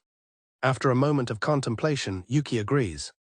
Utani apologizes for being the one to deliver the difficult news. Yuki thanks her for her honesty. As he walks home from school, Yuki considers his next steps. He thinks it might be time to ask Hatsushiro about her past, recognizing she's the type who wants to talk but isn't able to. He recalls Utani's warning not to be overbearing or force Hatsushiro to talk if she's not comfortable. He resolves not to force her and decides to go home after buying a thank you cake. He chooses a cake, feeling pleased with his selection. He remembers Utani's reaction when he first mentioned buying a cake. She gushed, comparing it to a husband bringing an apology gift to his wife for being busy and thanking her for looking after the house. Yuki hadn't quite understood her analogy, but Utani insisted he didn't get the beauty of the gesture. Though he didn't get it then, he now understands what Utani meant. He wants to see Hatsushiro's reaction when she gets the cake and thank her for her support during exams. He happily anticipates finally being able to give her the surprise tickets. Just then, a voice calls out to him and he turns in shock. It's Coach Shimizu, who boisterously greets him. Shimizu remarks on the coincidence of them meeting there. The coach explains he came because his usual spa was closed, then jokes that it must be a divine sign that Yuki will join the baseball club. Yuki internally wishes for such a god to perish. Yuki finds people like the coach difficult to deal with. He's always cheerful and insistent, which makes Yuki not want to engage with him. Shimizu notices the cake and asks if Yuki is buying it to celebrate the end of exams. Before Yuki can properly respond, the coach excitedly offers to fetch his own recommendation. He dashes off, telling Yuki to wait, completely ignoring his protests. Suddenly, Hatsushiro appears, asking why he looks so anxious. Startled, Yuki quickly recovers and asks if she came for grocery shopping. She confirms she needed soy sauce, so he suggests they shop together. He offers to hold the basket for her. Hatsushiro asks what he was looking at in the sweet corner, and Yuki nervously denies looking at anything. He still wants to surprise her and decides he'll just buy the cake tomorrow. He feels proud of himself for becoming more attentive since meeting her. Just then, Coach Shimizu returns, loudly declaring that the ice cake is delicious. Yuki seethes, thinking the man ruins everything. Coach Shimizu stands before them, holding out the ice cake. He drops it into their shopping basket with a thud. Confused and uneasy, Yuki asks if something is wrong. Hatsushiro stands quietly before the coach. She addresses him as father, leaving Yuki completely stunned. Yuki is left speechless by the revelation. He struggles to process that Coach Shimizu is Hatsushiro's dad. The coach looks at his daughter and says her name, Kotori. The atmosphere is tense as Yuki and Kotori stand together. Yuki's mind races, realizing he must explain Hatsushiro's situation. He steps forward to speak to Coach Shimizu. The two men stand face to face, both with serious expressions. He places a reassuring hand on Kotori's shoulder. Before Yuki can say a word, Shimizu grabs Kotori by the shoulders and angrily demands to know where she has been. Yuki can only watch, horrified, realizing it's the worst possible timing. Coach Shimizu apologizes for his outburst, explaining he was just surprised. He expresses how worried he was when she disappeared out of nowhere. Kotori looks down silently, her hands clenched. Coach Shimizu continues to press Kotori, asking what's wrong and demanding she answer him. Yuki watches with a stern expression. He grabs the coach's wrist, telling him to remove his hand now. Yuki points out that they are drawing a crowd. Releasing his daughter, Coach Shimizu falls to his knees, overwhelmed with emotion and expressing his relief that she's fine. A bewildered Yuki watches him. Yuki asks him to please explain what is going on. Coach Shimizu apologizes to Yuki, admitting he used too much force and frightened him. Yuki also apologizes, explaining that he thought he had to do something because the coach was being too vigorous. Shimizu explains that he became disoriented after finally finding his missing daughter and thanks Yuki for stopping him. Kotori quietly tells Yuki that her father must have been worried, just as she'd always suspected. Shimizu turns to Yuki and asks for an explanation about what's been going on. He acknowledges the supermarket isn't the right place for this and suggests they talk in his car. He then offers to take Yuki back to his home, asking him to show the way. In the car, Shimizu asks why they have different last names and explains that Hatsushiro is his wife's maiden name. Yuki now understands the situation. He thinks to himself that Shimizu really is her dad, and if only she hadn't kept it a secret, they could have prepared for his reaction. Yuki considers how shocking it must be for a father to suddenly learn his missing daughter is living with an unknown boy after worrying for so long. Yuki thinks about how he never asked Hatsushiro about her circumstances even after they started living together. He believes that if he hadn't intervened that day, she would have jumped from the rooftop. After hearing everything, Shimizu quietly says he understands now. Yuki apologizes sincerely, saying he should have contacted her parents from the start. Shimizu expresses his immense relief, thanking God and telling Yuki he's glad it was a kid like him. Yuki is taken aback by his reaction. Yuki asks if he isn't supposed to be mad, to which Shimizu replies that the anger will come later. He explains that he was growing more uneasy each day she was gone, and is currently just overwhelmed with relief. Shimizu apologizes for yelling earlier, saying he doesn't have to worry much now. He tells Yuki that he is truly grateful for what he did for his daughter. Yuki insists that Katori has been extremely helpful to him, and he can't thank her enough. Amused, Shimizu tells Katori that she also needs to give Yuki her thanks. Katori turns to Yuki and thanks him very much with a smile. Yuki points out that they've arrived at his apartment. They get out of the car and stand in front of the building. Yuki thanks Shimizu for the ride. Shimizu tells them to go grab her things and that he'll be waiting. Yuki and Katori stand before the apartment building, and she quietly agrees. They walk toward the apartment. With a heavy heart, Yuki accepts what must happen. Yuki tells Katori they will grab her things so she can go back to her real home, the Shimizu household, with her dad. He unlocks the apartment door. They enter the quiet apartment. Trying to lighten the mood, Yuki says he hopes he can greet her mother someday. Katori sadly informs him that her mother passed away in an accident a few years ago. Realizing his mistake, Yuki immediately apologizes, though Katori assures him it's all right. As Katori goes to get her jersey, Yuki reflects that even after living together for so long, he knows very little about her. He realizes he should have asked more about her life. He tells her that although they may not be able to live together anymore, she is free to visit any time she wants. Katori stops walking. She turns around with a soft smile and says she supposes so. Yuki is taken aback by her calm reaction, quietly saying her name. Katori takes a step towards her room. Yuki stands in the doorway watching her. As she walks away, he wonders if this is truly the end of their life together. As Katori finishes packing her last few items, she prepares to leave. Yuki notices she's leaving the game console behind and asks why. He explains he bought it for her, hoping they could play together again sometime. Katori smiles and agrees to indulge his request. While she packs the console, Yuki tells her not to overexert herself, which she playfully dismisses. As she announces her departure, she touches her hair, a familiar nervous habit. Yuki notices the gesture and offers to see her off to the car. Yuki reflects on her habit of touching her hair whenever she wants to say something but can't, noting she's been doing it ever since reuniting with her father. They stand at the door ready to leave.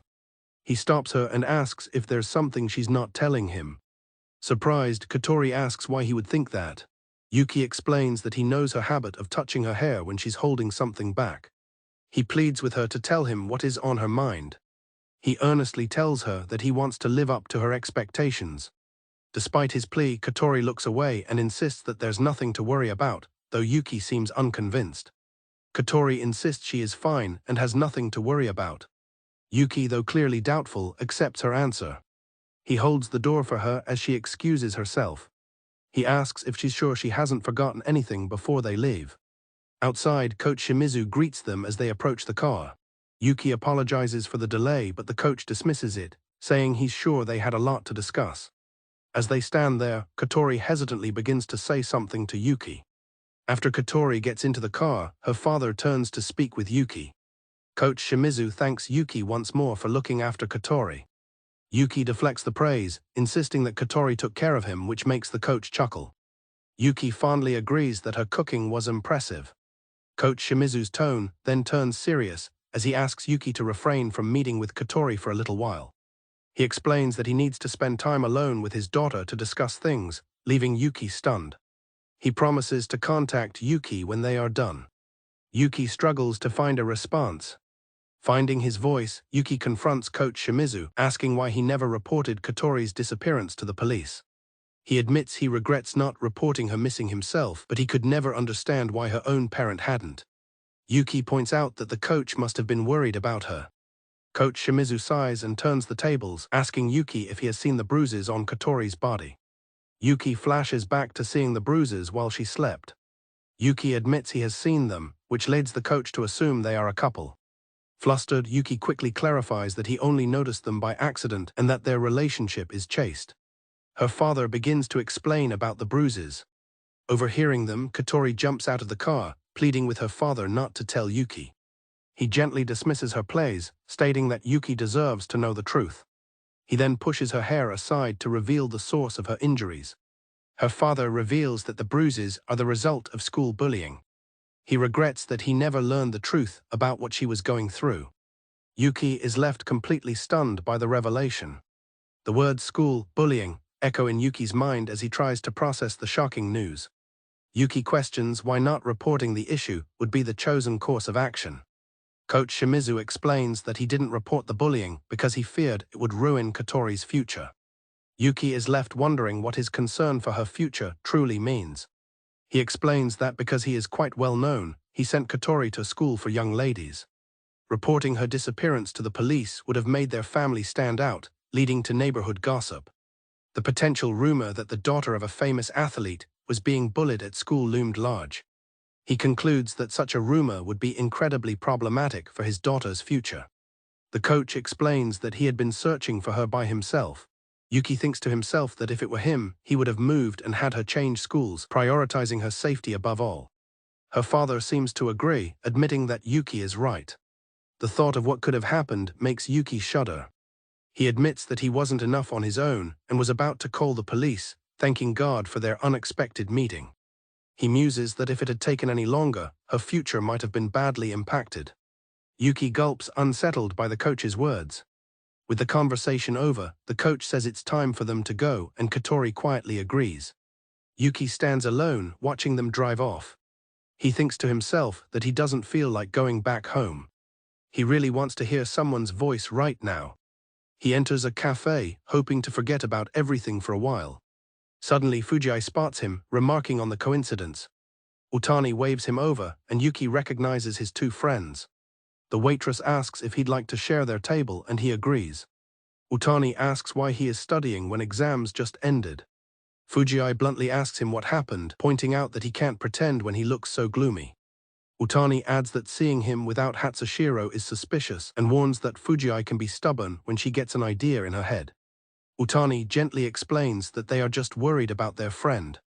Realizing they are also her friends, Yuki agrees to tell them everything. As Yuki finishes his story, Fuji takes it all in. After hearing everything, Fuji bluntly calls Yuki a dumbass. Yuki is stunned by her reaction. Fuji warns him that Hatsushiro will eventually reach her limit. She predicts that when that happens, she'll try to jump off a roof again. Yuki asks how she could possibly know that, and she explains that she heard it directly from Hatsushiro. The scene shifts to Katori arriving at her house. Her father announces their arrival. Katori quietly acknowledges him. The door screeches as she enters. The door closes, leaving her in the dark entryway. Fuji reveals she accidentally saw the bruises on Hatsushiro's body and got the feeling she didn't get along with her classmates. She admits she has always doubted whether the bruises were from bullying. She explains that she contacted a friend to investigate Hatsushiro's school. Her friend discovered that a first-year student had stopped showing up 2 months prior. Yuki comes to a horrifying realization: perhaps Katori was not the one being bullied. Meanwhile, her father confronts Katori, telling her to explain herself. Katori stands silently before him, head bowed. Katori trembles, clenching her fist in distress. Her father takes a drag from his cigarette and says, "I see." Bowing low, Katori exclaims that what she did was truly regrettable. Yuki runs as fast as he can, panting from the exertion. He struggles to process the idea that Katori wasn't being bullied at all. Fuji clarifies what happened at Katori's old school, explaining that nobody wanted to get involved. The teasing escalated until one day they pushed a girl, causing her to fall and bled. Haunted by the memory, Katori could only think of apologizing for her failure to act. Due to her odd reaction, everyone started to keep their distance from Katori. Fuji tells Yuki that he is so kind and that his nature is precisely why Hatsushiro felt safe by his side. Yuki asks why she didn't just ask Hatsushiro directly. Fuji replies that Yuki must have already known there were things Hatsushiro wanted to say but couldn't. She adds that meddling too much isn't always a bad thing. Fuji states that Yuki knew Hatsushiro didn't want to live.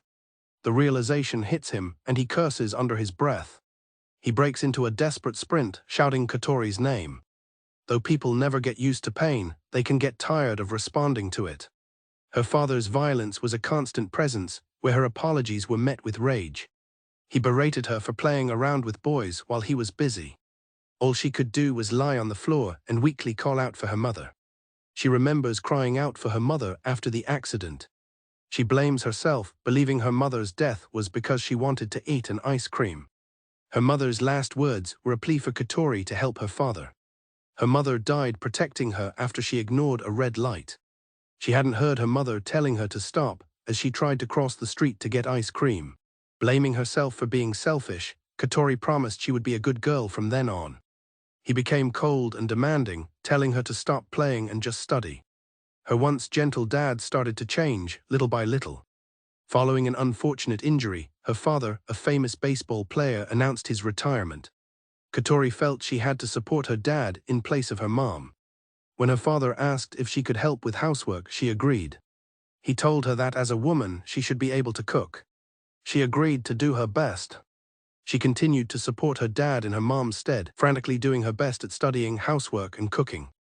Confiding in a stray cat, Katori admitted her father wasn't smiling at all. She explained that she was still learning to cook, but hoped that one day she could replicate her mother's cooking. She was sure that it would finally make him happy, and so she resolved to put even more effort into it. Thanking the cat for listening, she realized how late it was and headed home. One evening she returned home late and her father struck her, yelling that he was worried. He apologized, saying it was because she took so long to come back. However, from that day on, his violent outbursts became a daily occurrence that quickly escalated. Nevertheless, she endured. She told herself that if it made her father happy, then it was okay. Finally, she tasted the food she had prepared. It was the taste of the curry her mother always made. Her mother once told her that her dad instantly fell for the curry the first time she made it for him. Having finally recreated it, she hoped it would make her father happy. She wondered if he would compliment her curry and smile like he did before. Her father takes a single bite. Recognizing the taste, he calls her name. He gets up and walks over to the trash can with her plate. He dumps the food and accuses her of doing it to spite him, since her mother is dead. He looks at her with contempt, asking if she seriously thinks she can replace her. The question shatters Katori's last hope. Running out of stamina, Yuki pushes himself onward. He spots the house with the distinctive red triangular roof. He recalls the directions his friend gave him for Coach Shimizu's house. Yuki thanks Fuji for her help. He worries that he will end up causing a bunch of problems for her and the baseball club. Fuji simply tells him to get her a jumbo parfait in exchange if anything happens. Yuki promises to treat her to as much as she wants. He arrives at the Shimizu residence. He figures they'd ignore the interphone, so it's a relief that the gate is open. He wonders about the front door's lock. He tries the handle and finds it unlocked. A sense of dread washes over him as he throws the door open and rushes inside. He bursts in to find his worst fears realized. Katori is lying motionless on the floor as her father stands over her. In a flashback to just before Yuki's arrival, Katori's father looms over her as she lies on the floor, asking about a white box in her bag. Terrified, Katori assumes it's a game console from Yuki, calling it trivial. Her father pulls out what is actually a bento box. Katori desperately lunges for the bento box, screaming for him not to touch it. Her father violently shoves her away, and they both fall to the floor. Clutching the bento box, Katori weakly asks her father what he just did. Enraged, he furiously accuses her of defying him. He kicks the door shut. He screams about who she thinks pays for all the food she eats. He brutally stomps on her. This is a stark contrast to a cherished memory of a happy past, filled with the smell of curry and her family's cheerful voices. The memory fades, leaving Katori to clean up the mess. She understands that her father throwing away the curry she made was not a mistake, but a clear sign of his rejection. She had endured everything, believing she had to replace her mother, for whose death she felt responsible. But now all her efforts felt futile. She questions the point of her existence, having only wanted a small bit of happiness. With nothing left to live for, she makes her way to a rooftop. She steps onto the ledge, ready to jump. Just as she is about to fall, Yuki grabs her, shouting her name. Back in the present, the memory of Yuki's gentle voice echoes in Katori's mind as she lies on the floor, weakly calling his name. Yuki kneels beside her. Through her tears and coughs, Katori asks why he is here. He apologizes for being late, stating it is because he is her boyfriend. Katori's father sarcastically reminds Yuki that trespassing is a felony. Shielding Katori, Yuki angrily confronts him. The father dismisses his concern, claiming he is merely teaching his runaway daughter a lesson. Yuki furiously asks if beating her to this state is a lesson, to which her father coldly replies that this is how the Shimizu household operates. Yuki stands his ground, threatening to involve the police. He declares that he witnessed the assault, and the proof on Katori's body will make any excuses futile. Unfazed, Katori's father scoffs at the threat and dares Yuki to report him. He then grabs Yuki aggressively by the shirt. He turns the tables, threatening to expose their living arrangement and twist it into a story of abuse. Her father slams Yuki's head against the wall. As Katori begs him to stop, worried about Yuki's scholarship. The father coldly details the consequences. Yuki would lose his scholarship and face expulsion. Furthermore, if the father were arrested, the baseball club would be suspended, destroying his friend Fuji's dream of reaching the Kashian. He then cruelly uses Katori as his final weapon, grabbing her by the hair. He tells Yuki that revealing the abuse would ruin not only Yuki's future but Fuji's as well, something he knows Katori would never want, and forces her to agree. At her father's insistence, Katori is forced to tell Yuki herself. With a pained smile, she thanks him for coming, but insists his intentions are enough. She claims to be fine, having always lived this way, in a desperate attempt to make him live. She tells him his dream of becoming a doctor is wonderful, and that she will always root for him. Yuki understands this is her final goodbye. Her father lights a cigarette, mocking Yuki for being willing to throw everything away for one woman's sake. Yuki realizes that reporting the abuse would mean losing his scholarship and being forced to drop out. He thinks of Fuji's dream and how much he wants him to succeed. He understands that Katori is sacrificing herself to protect their futures. Seeing Yuki's reluctant acceptance, her father smugly tells him to go home. The father tells Yuki to leave and forget this ever happened. He turns his attention back to Katori, promising a more severe lesson. He then threatens to inflict so much pain on Yuki that he will never interfere again, ordering him to open his mouth. But Yuki's expression is one of defiance. Instead of cowering, Yuki lunges forward and viciously headbutts Katori's father. Bleeding but defiant, Yuki screams at the man not to look down on him. Katori watches in stunned silence. He started baseball in primary school, and his talent blossomed quickly. He became the ace in middle school, even reaching the Kashian semi-finals. His success continued as he was chosen for Tokyo's top team in his first year, a second-round draft pick. His good fortune continued as he married Hatsushiro Kuroha. The following year they had a child, a daughter who he found to be the cutest, just like his wife. Up to that point, everything in his life was smooth sailing. But everything started to crumble when he broke his shoulder. After 8 years as a pro, he could no longer raise his good shoulder, making it impossible to throw, and he later broke his elbow and hip joint as well. 2 years later, it was announced his contract would not be renewed. He resolved not to be resentful and to do his best with a second career. He still had to support the family waiting for him at home. He imagined being greeted by his wife and daughter with a warm welcome. Just as he was steeling his resolve, a fateful accident occurred, leaving his wife in critical condition. He collapsed in grief by her hospital bed. His daughter, Katori, found him crying and asked if he was okay. Her presence was a stark reminder that he still had her, and he embraced her, knowing he couldn't afford to fall behind for her sake. He promised his late wife, Kuroha, that he would protect their cherished daughter. He found a new job as a salesman for a food company, but was constantly reprimanded by his superiors. After work, he had to take care of all the chores and his child, and just like with baseball, nothing went as he expected. In the end, he did not last long at that job. It seemed unbelievable that people once admired him as a pro baseball player, and he knew he had to find a new job quickly. Otherwise, he would be left with nothing. He felt like he had been living his life as an empty husk ever since. He called out to Katori, telling her it was time to go. They left the house together, hand in hand. He recalled how Katori had been watching TV all day. He decided that with her mother gone, he had to be the one to reprimand her. He sternly called out her name. He told her to stop playing around and go study. From that day on, Katori basically stopped doing anything but studying when she was at home. One day, he grew tired of doing the dishes himself. He decided to ask her to help out with the housework. That was how he began to vent his frustrations. Instead of just helping with the dishes, he made her do all the housework. He noted with cold satisfaction that she was doing exactly as he told her to. Thinking this way, he started losing all his self-restraint. He began to scold, punch, and even kick her. No matter what, his daughter would do exactly as he said and never complain.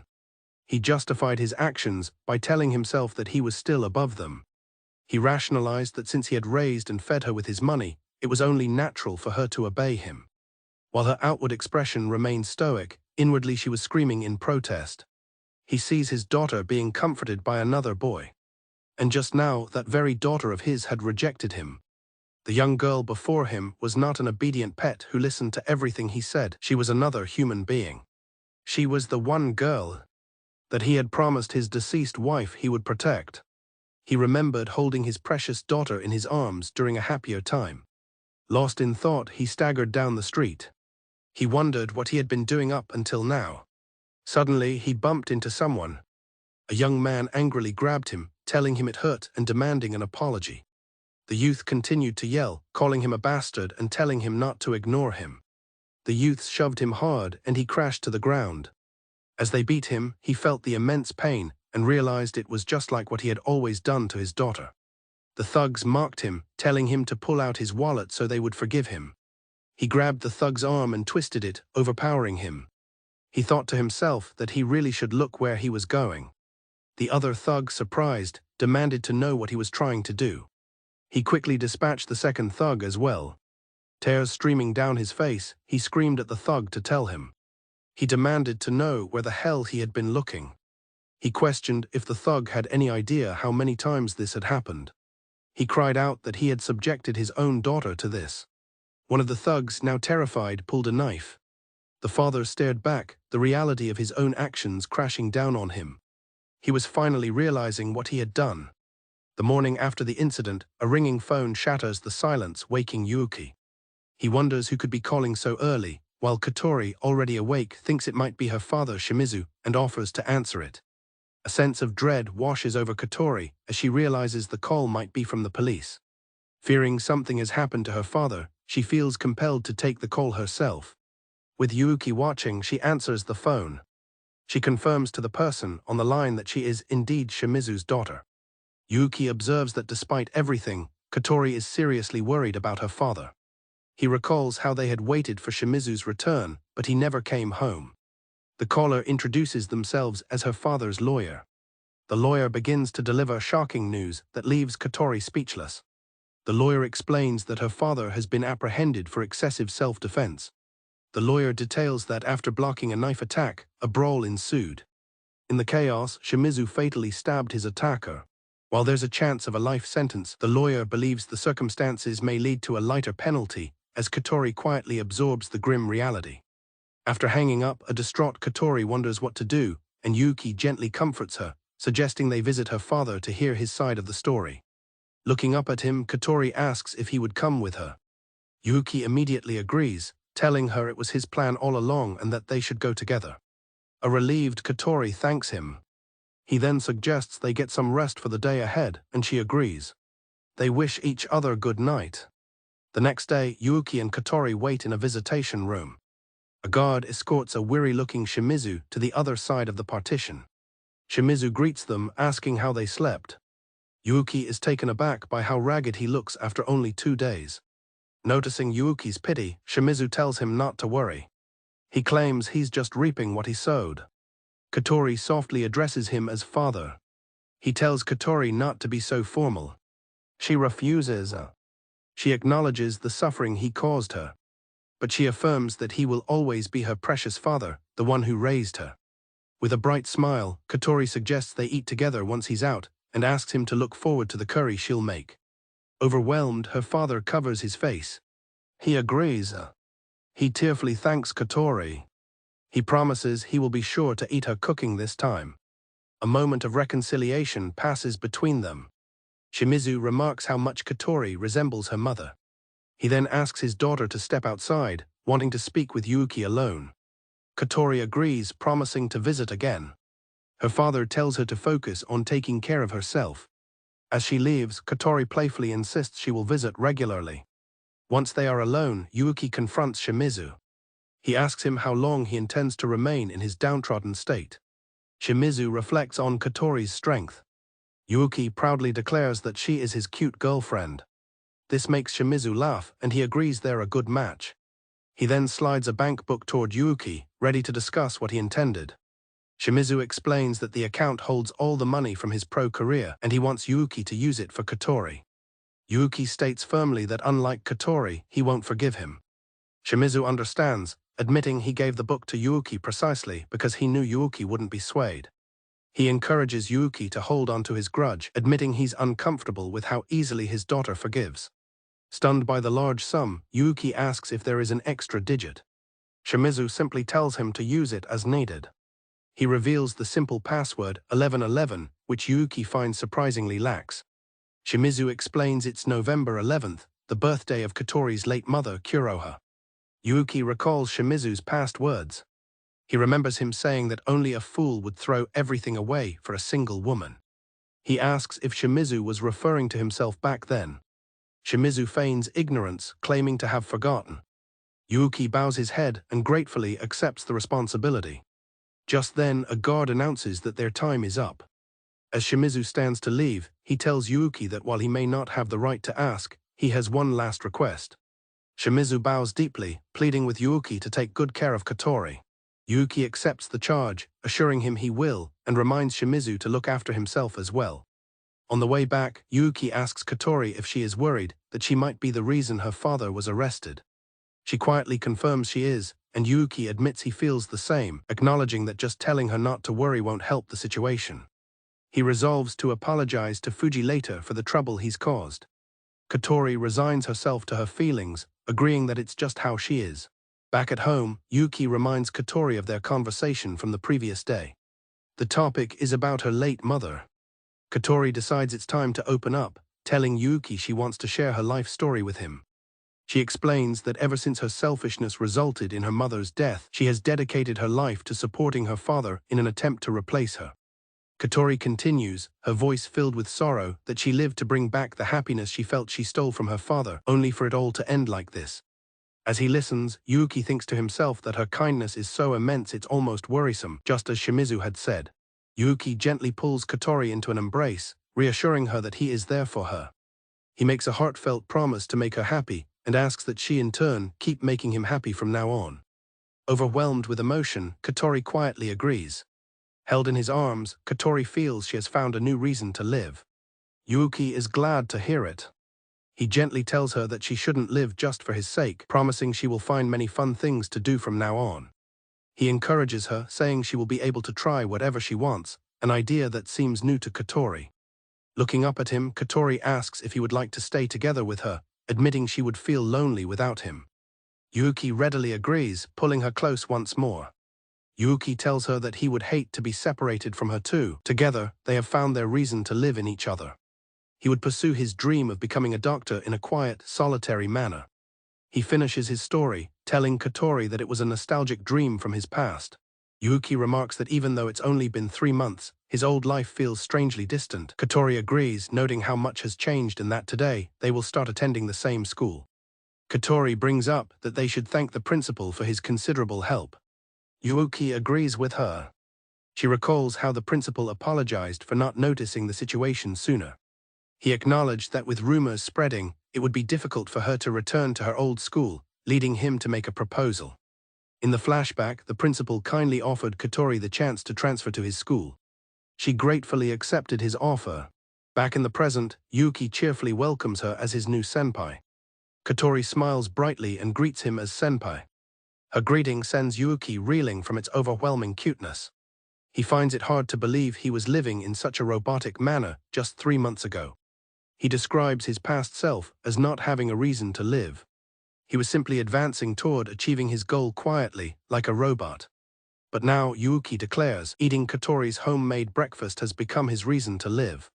He explains that because they live right next to each other, they can have breakfast together like this. He lists all the things they can do together, asking if that isn't a lot to live for. He looks at her and adds that anything related to her is another reason for him to live. Internally, he celebrates being able to say such things without feeling nervous. He then playfully teases her, asking to see her cute, embarrassed expression. To his surprise, Katori turns the tables on him, holding out a spoonful of food and asking him to say ah. Yuki is completely caught off guard. She explains that since he said something nice, she wanted to give him a bite. She asks if he doesn't want it, while he finds her incredibly cute. Flustered, Yuki admits that he does want it. Katori feeds him a bite.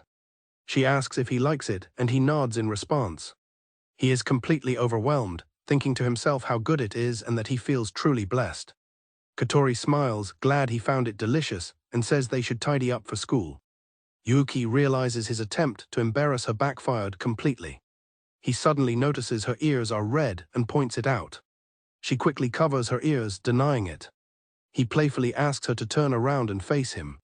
With a flustered expression, Katori is clearly embarrassed. Yuki teases her, happy that she was flustered too. She tries to deflect by clearing the table, but he playfully decides to try feeding her as well. Yuki reflects on the pure happiness of his new daily life. He appreciates arguing over trivial matters every day. He thinks back to his life before meeting Katori, when he lived like a robot. He realizes that this warmth is what he might have been unconsciously seeking. As they prepare to leave, Katori notices a cute pink letter on the wall and asks what it is. Yuki casually explains that it is for his regular report. Katori is left puzzled by his answer. Elsewhere, Yuki's mother opens the letter from her son, Yusuke. She notes that it's another one of his super formal reports, which is typical of him, but dismisses that detail as unimportant. She looks at the letter with a curious expression. As she reads, she becomes increasingly flustered. She wonders why he would use an entire A4 sheet for such an embarrassing message. Overwhelmed by this sign of his growth, she reads the simple, excited message, "Mom, I got a girlfriend." During the season of cherry blossoms, a time for new encounters, Utani Shouko finds herself in a new high school classroom. Her nameplate reads Utani Shouko. As expected, she doesn't recognize anyone from her middle school as she makes her way to her assigned seat. She watches him with curiosity. Utani observes the boy sitting next to her, Yuki, who is diligently studying and wonders if he's a nerd. She notices he doesn't seem to have any friends either, and although she finds him a bit weird, he has piqued her interest. Deciding to introduce herself, Utani leans over and asks for his name. He's too absorbed in his studies to notice. Growing slightly exasperated, she tries calling out to him again. She eventually resorts to tapping him on the back to get his attention. Yuki freezes for a moment, still not acknowledging her. Utani mentally apologizes for interrupting his incredible concentration, thinking she should introduce herself since they're neighbors. Suddenly, Yuki has a breakthrough with his work, leaving Utani completely stunned by his obliviousness. Frustrated, Utani yanks Yuki's collar, startling him. He asks what she's doing, and she tells him she's called him 3 times already. Now that she finally has his attention, she demands that he introduce himself. Flustered, he stammers out his name, Yuki Yusuke. Utani proudly introduces herself as Utani Shouko. Yuki remarks that her name sounds cool, like a two-way baseball player's, leaving her a bit confused. As he returns to his books, she thinks to herself that he's a weird fellow. A month later, Utani is leaving for school. Her mother, Noriko-san, gets up to see her off, even though she just finished a night shift, insisting it's only natural. As Utani is leaving, she pauses. Her father, Yuyuta-san, appears, wishing her a good day. She asks if he slept at his desk again, and he admits to taking a small nap there after finishing work. Her mother chides him for not sleeping in his bed, though she acknowledges his busy weekly serialization schedule. Noriko-san insists on making sure her husband gets to bed properly, while Yuyuta-san protests that he doesn't want to be a bother. She waves goodbye to Shouko, wishing her luck at school. Shouko quietly leaves for school. As she walks away, Shouko sighs, wishing her father would change his work habits because they make her anxious. Arriving early at the empty classroom, Utani is greeted by a tired-looking Yuki. She says good morning, noting that he's early too, and thinks that he seems like a loner and that she's not the only one who's anxious. He doesn't respond, and she realizes he isn't listening again. Despite this, she feels strangely relaxed in his presence. Being alone with him in the quiet classroom, with his back to her as he works, reminds her of something. It reminds her of her childhood, when she used to draw her own manga. She used to show her drawings to her father while he worked at his desk. She realizes that's why she feels so relaxed. He reminds her of her dad. However, she'd rather he be less like him so she wouldn't have to worry. She pokes his head to get his attention, startling him. He complains, asking why she can't call him normally. She retorts that she didn't think he'd notice otherwise and asks why he studies so much. Yuki acknowledges that scholarship students need good grades, but Utani insists he could manage without going so far. She tells him to use that effort on himself instead. She yells that his lack of sleep is obvious, and he needs to enjoy life and sleep more. He agrees she's right, but he explains that this is how he's always lived, he doesn't know any other way. His words trigger a memory of her asking her father to put his serialization on hold. She had suggested he find a less taxing way to work. Her father had replied similarly, saying that he's always lived this way and doesn't know any other way of life. Utani understands his reasoning. She concedes that doing his best is fine, but insists that he still has to study more. She passionately insists that he needs to get enough sleep before he overdoes it and breaks down. Taken aback by her intensity, Yuki meekly agrees. The next day, Utani enters classroom 1A, greeting the room as she enters. To her surprise, she finds Yuki fast asleep at his desk. He seems to have taken her advice to heart. She approaches his desk. She thinks he has an unexpectedly cute face when he's asleep. He then begins to talk in his sleep, muttering chemistry terms. This startles her. She then smiles softly, wondering what kind of dream he must be having. Utani leans over the sleeping Yuki, confirming that he's completely passed out. As she watches him, a realization hits her. She thinks to herself that he's the one who stole her first love.